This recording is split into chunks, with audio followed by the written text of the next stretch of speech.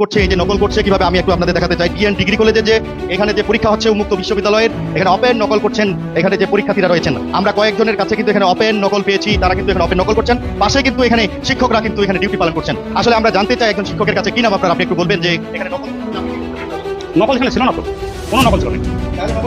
নকলগুলো পাওয়া আসেন কোথাও। আমার নাম লক্ষণ কর, ম্যানেজমেন্ট। স্যার ওটা নিজেই পড়েছিলেন।